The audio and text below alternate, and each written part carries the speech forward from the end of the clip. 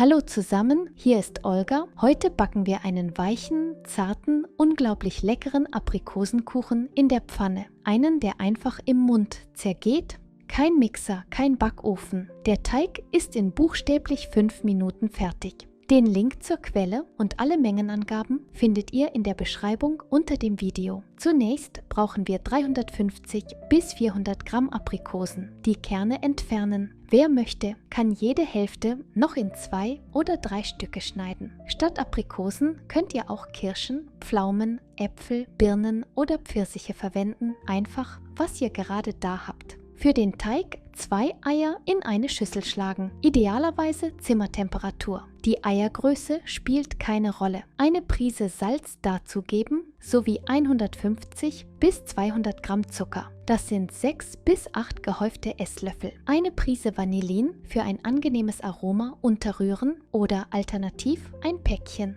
10 Gramm Vanillezucker, wer mag, kann außerdem die Schale einer halben Zitrone hinzufügen. Alles etwa 1 Minute. Mit dem Schneebesen verrühren, um die Eisstruktur aufzubrechen und alles gut zu verbinden. Wer möchte, kann die Eier auch 2 bis 3 Minuten mit dem Mixer schaumig schlagen, bis sie heller werden und an Volumen zunehmen. Als nächstes 200 Gramm saure Sahne beliebiger Fettstufe hinzufügen. Eine etwas ältere saure Sahne eignet sich hier besonders gut. Alternativ könnt ihr dicken griechischen Joghurt verwenden. Danach 50 Gramm raffiniertes Pflanzenöl dazugeben. Das sind etwa 3 bis 5 Esslöffel, je nach Löffelgröße. Alles gut verrühren. Statt geruchsneutralem Pflanzenöl könnt ihr auch dieselbe Menge geschmolzene Butter nehmen. Eine Tasse 250 Milliliter Mehl durch ein Sieb geben, das entspricht 160 Gramm. Zusammen mit einem gehäuften Teelöffel Backpulver. Wenn eure Eier klein waren, reicht diese Menge Mehl wahrscheinlich aus. Meine Eier waren mittelgroß, deshalb gebe ich noch 40 Gramm Mehl dazu. Das sind 2 gestrichene Esslöffel. Insgesamt kommen so etwa 200 Gramm Mehl in den Teig. Den Teig mit dem Schneebesen glatt und klumpenfrei rühren. Wie immer kann die Mehlmenge leicht variieren. Orientiert euch an der Konsistenz des Teigs. Er sollte mittelfest sein und bandartig vom Spatel fließen. Die Aprikosen unter den Teig heben. Wir backen den Kuchen in einer 24 cm Pfanne. Boden und Ränder der Pfanne mit raffiniertem Pflanzenöl einfetten. Dann den Boden mit einem ausgeschnittenen Kreis aus antihaftbeschichtetem Backpapier auslegen. So lässt sich der Kuchen später leicht wenden. Den Teig mit den Aprikosen in die Pfanne gießen und glatt streichen. Wer möchte, kann den Kuchen auch im Backofen bei 180 Grad Celsius 40 bis 45 Minuten backen, bis ein Zahnstocher trocken herauskommt. Wir backen ihn heute jedoch in der Pfanne auf dem Herd. Bei einem Elektroherd stellt ihr die Hitze niedrig ein und backt ganz entspannt. Auf dem Gasherd ist es etwas kniffliger, aber mit einem Flammenverteiler, der die Hitze gleichmäßig verteilt, gelingt es leichter und nichts brennt an. Ich zeige euch, wie man den Kuchen auf einem ganz normalen Gasherd ohne besondere Hilfsmittel backt. Auf meinem Gasherd habe ich eine kleine Flamme. Ich stelle die Hitze so niedrig wie möglich ein. Die Pfanne genau mittig auf den Brenner stellen und mit einem Deckel abdecken. Während des Backens wischt man den Deckel mehrmals vom Kondenswasser trocken.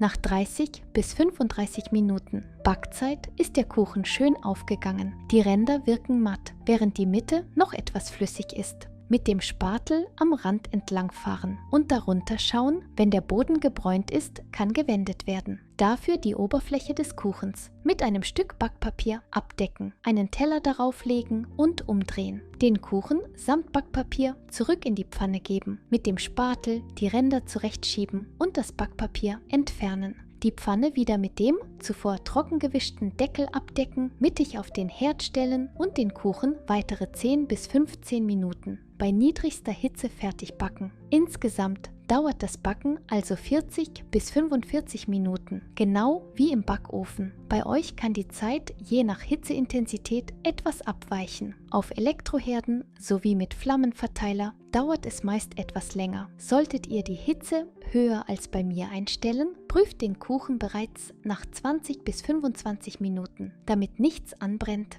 Die Garprobe erfolgt mit einem Zahnstocher. Er sollte trocken herauskommen. Den Kuchen mit einem Teller abdecken und umdrehen, dann das Backpapier entfernen. Heraus kommt ein weicher, luftiger Kuchen aus der Pfanne mit einem Gewicht von 960 Gramm. Etwas abkühlen lassen und anschließend mit Puderzucker bestäuben. Ich schneide mal ein Stück ab. Im Anschnitt seht ihr den vollständig durchgebackenen Teig und jede Menge saftige Aprikosen. Der Teig ist durch die Aprikosen nicht durchgeweicht. Probieren wir mal. Der Kuchen ist weich und zart, obwohl wir die Eier nicht mit dem Mixer geschlagen haben. Er ist schön aufgegangen, luftig und locker und die Krume ist sehr angenehm. Ich habe 150 Gramm Zucker verwendet. Dadurch ist der Kuchen dezent süß geworden. Wer es süßer mag, kann gerne 200 Gramm nehmen. Meiner Meinung nach ist dieses Rezept wirklich gelungen. Der Kuchen klappt jedes Mal. Er ist nicht klitschig, durchgehend gut durchgebacken und einfach köstlich. Ich liebe Kuchen mit saurer Sahne. Die Krume wird nach dem Backen nie trocken. Zu diesem Kuchen braucht man nicht einmal etwas zu trinken. Ich schneide den ganzen Kuchen immer sofort in Stücke und stapele sie ordentlich. So lässt er sich bequem essen und auch gut mitnehmen, wenn man zu Besuch geht. Dieser Kuchen ist ideal für alle, die gerade keinen Strom oder keinen Backofen haben, aber trotzdem einen leckeren, selbstgemachten Kuchen zaubern möchten. Ein zuverlässiges Rezept. Probiert es aus. Ich hoffe, es gefällt euch genauso gut. Wie immer, unterstützt mein Video gerne mit einem Like und einem Abo. Ich freue mich auf eure Kommentare. Ich wünsche euch allen einen friedlichen Himmel. Bis zum nächsten Mal, meine Lieben. Tschüss!